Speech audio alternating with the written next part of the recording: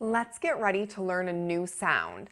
I'm going to teach this to you following the new sound introduction steps, and I'm going to pretend that you guys were actually students right in front of me. So I would like you to participate along. We'll be doing a short multisensory activity, and all you'll need for that is really a sheet of paper. Construction paper would be great if you have it, but you can just grab a sheet of notebook paper if you'd like. So go ahead and pause the video now if you're going to need your piece of paper. You'll also need just your standard supplies like your sand tray and a pencil and paper.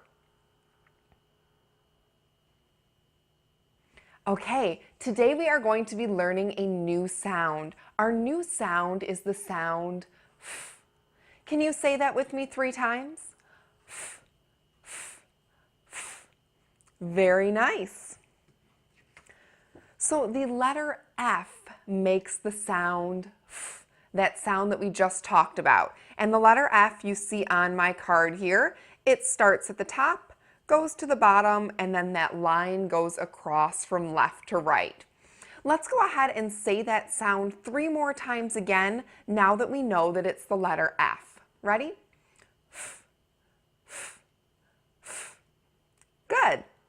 So you will see on my card that we have a key word for this new letter and sound, and our key word is fan. Where do we hear the sound F in fan? That's right, it's at the beginning. So to help us remember that fan is our key word for the letter F and the sound F, we're going to do a short little activity here. What I'd like you to do is grab out your piece of construction paper, and we are going to fold a fan. Did you hear the F sound in the words fold and fan? I hope you did, because our activity is going to ask you to listen to some words. If you hear the sound F in the word, you're going to go ahead and do one fold accordion style, just like that. And we're going to keep going until we have done so many folds that we have created a fan. But you can only do the fold if you hear the sound F. So let's do one fold for fan because we just heard that one. And now I'm going to say some words. If you hear the sound F, fold, and if you don't, just sit there and look at me until the next word. Great, here we go. Fish. Good, we should be doing a fold there. You can even say the sound F when you fold so that you practice that sound too. Shoe. No sound. Fat. Let's do a fold. Good. Fudge. Another fold. Van. No fold. Bath. No fold. Fig. Give your paper a fold. Fun. Another fold. Four. Yes. Okay, one last fold, and I have completed my fan. So now we have our fan for our multisensory activity for the letter F and the sound F.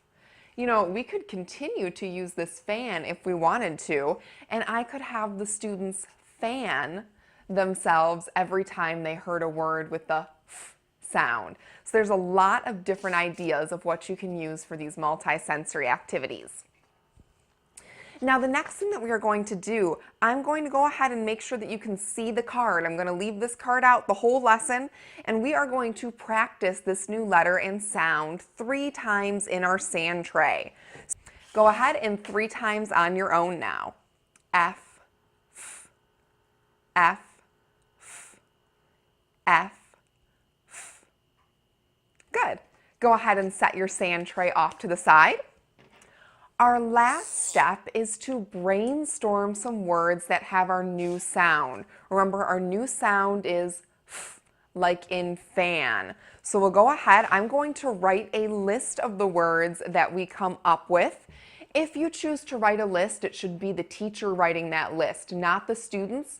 They're not going to be responsible for spelling these words or even knowing how to read them because they might say some words that have spelling patterns they haven't learned. But it is nice to give them a visual of what the words that they're saying looks like. So let's go ahead and brainstorm a couple. How about we have fish, 5, 4, fat, flash,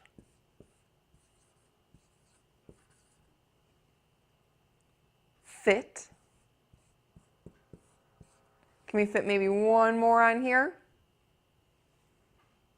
Frog. Excellent. So our brainstorm words were fish, 5, 4, fat, flash, fit, and frog. Where do we see our letter F in these words? In all of our words here, the letter F is at the beginning.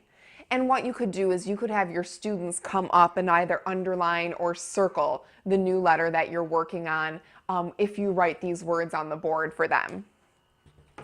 Great. So we have gone through all the steps to introducing a new sound. The next step would be to use that new letter and sound in dictation words.